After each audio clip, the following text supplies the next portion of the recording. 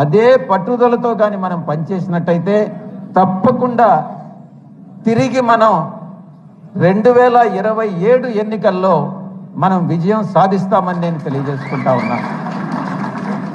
నేను మొట్టమొదటి నుంచి కూడా చెప్తా ఉన్నా, తిరుపతిలో భూమన కరుణాకర్ రెడ్డి గారి ప్రమాణ స్వీకారం సందర్భంగా మొట్టమొదటిసారిగా నేను చెప్పాను, పార్లమెంటులో 1 నేషన్ 1 ఎలక్షన్ అన్నటువంటి బిల్లు వస్తుంది, 2027లో ఎన్నికలు జరుగుతాయి అన్నటువంటి విషయాన్ని నేను చెప్తా వచ్చాను.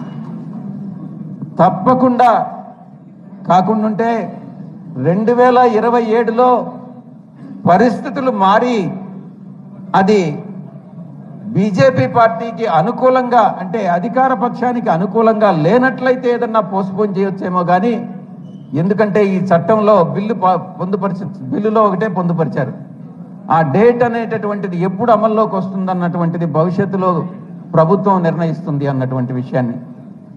వారికి అనుకూలంగా లేకుండా పోస్ట్పోన్ చేస్తారేమో కానీ తప్పకుండా 2027లో మనకి ఎన్నికలు వస్తాయి.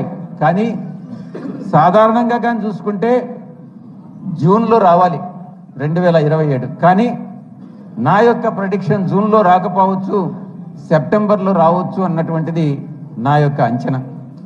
తప్పు కావచ్చు, కానీ 2027 ఎన్నికలకు మనం అందరం కూడా సిద్ధంగా ఉండాలి అన్నటువంటి విషయాన్ని నేను మీ అందరికీ కూడా తెలియజేసుకుంటా ఉన్నా.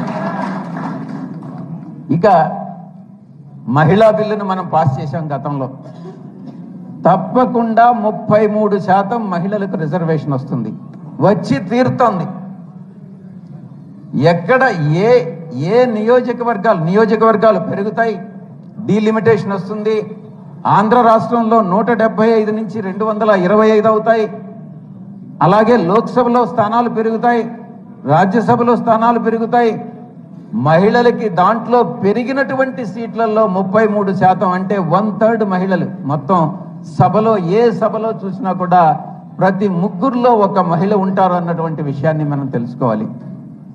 ఇప్పటి నుంచే ఏ నియోజకవర్గాలు మహిళలకు వస్తాయో, ఏవి రిజర్వేషన్ డీలిమిటేషన్లో రిజర్వ్ అవుతాయో ఇప్పుడే చెప్పలేం. కానీ మొత్తం మీద అందరం కూడా దానికి సిద్ధంగా ఉండాలి, మహిళల్ని ఎంకరేజ్ చేయాలి. ఏ నియోజకవర్గాల్లో అంటే ఇప్పుడు 2225లో 1/3, అంటే ఇంచుమించుగా 75 మంది మహిళలు ఉంటారు. అక్కడనే 75 కాన్స్టిట్యున్సీస్లో మహిళలు ఉంటారు.